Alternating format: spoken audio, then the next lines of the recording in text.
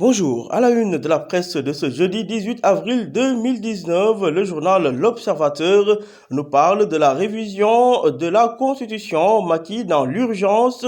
Adopté en Conseil des ministres, le projet de loi portant révision de la Constitution sera envoyé à l'Assemblée nationale dans les plus brefs délais. Maître Djibril War, ancien président de la Commission des lois à l'Assemblée nationale, de préciser que c'est le garde des Sceaux, ministre de la Justice, qui va porter le projet. Entretien avec Maître Moussa Sarr, avocat à la Cour, qui s'est prononcé sur la suppression du poste de Premier ministre. Selon Maître Sarr, la suppression du poste de PM est un calcul politique.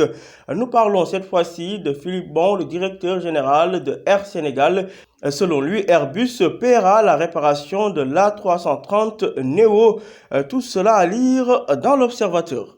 À la une du journal Le Quotidien, l'on parle du train de vie de l'État, les passeports diplomatiques, entre autres sujets. Tels sont les grands travaux de Macky. Il demande au ministre des Affaires étrangères, Amadou Ba, de confectionner de nouveaux documents de voyage. Le président Sall veut aussi rationaliser les dépenses de l'administration, nous dit le quotidien, qui parle également de la suppression du poste de Premier ministre.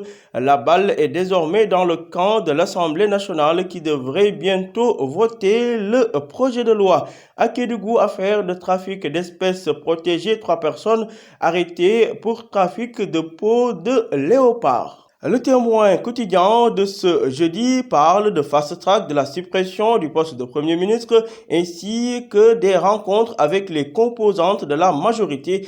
Qu'est-ce qui fait courir Macky Sall, s'interroge mon confrère du Témoin quotidien. En tout cas, pour Ibrahim Bahoum, journaliste de son État, le président prépare un coup fourré. Moussa Diaw, politologue, de rajouter que si personne ne s'oppose à Macky Sall, il pourrait se représenter en 2024. Un universitaire qui a préféré garder l'anonymat, de dire que plus qu'un roi, Macky Sall sera un empereur.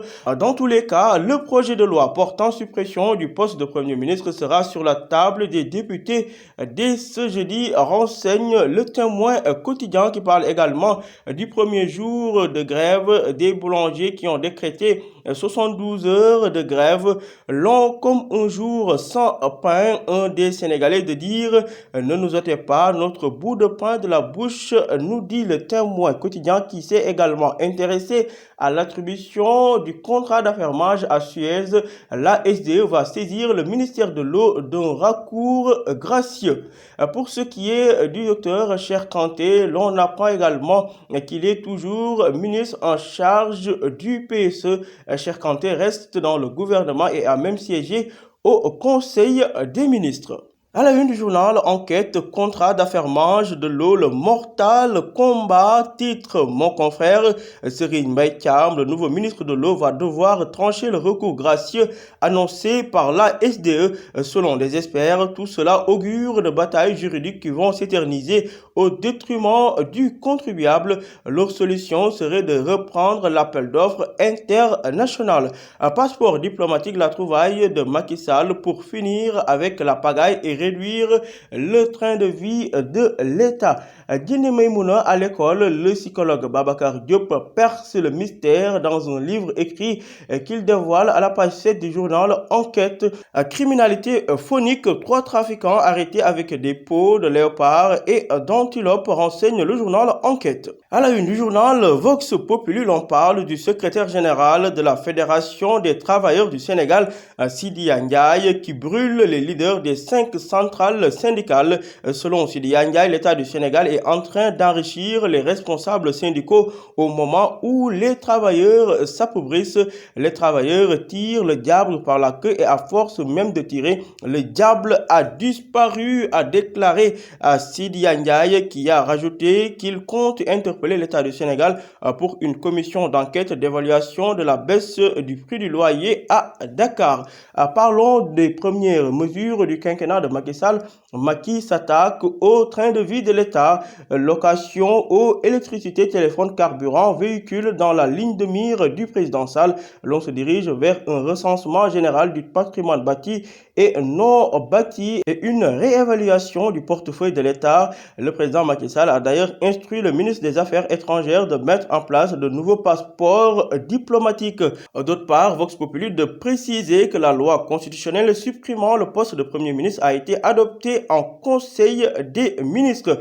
Journée sans production décrétée par les boulangers, la grève du pain poursuivie au premier jour, renseigne le journal Vox Populi. À la une de Libération, de grandes sociétés de transit au cœur d'une rocambolesque affaire de fraude fiscale et douanière, tout sur un scandale. Titre Libé qui nous apprend que la DIC a accablé les patrons de Madina Transit, Martin Luther King Alliance, Transit International et CGTS pour association de malfaiteurs, faux, usage de faux et blanchiment de capitaux redressés par le fisc pour des importations frauduleuses en son nom. La victime Esndoy retire sa plainte après avoir découvert l'implication de sa maman, une riche femme d'affaires.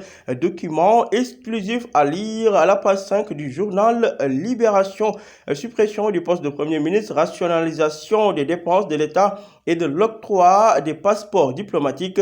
Macky sans état d'âme en Conseil des ministres. Terminons avec du sport record. Le quotidien sportif revient sur la CAN U17 Sénégal-Guinée ce jeudi à 14h. Les Lionceaux face au défi du Sili national. Ligue des champions, demi-finale de feu. Tottenham affrontera l'Ajax d'Amsterdam et le Barça de Lionel Messi croisera Liverpool de Sadio Mané. Europa League, Naples de Kalidou Koulibaly en opération remontada.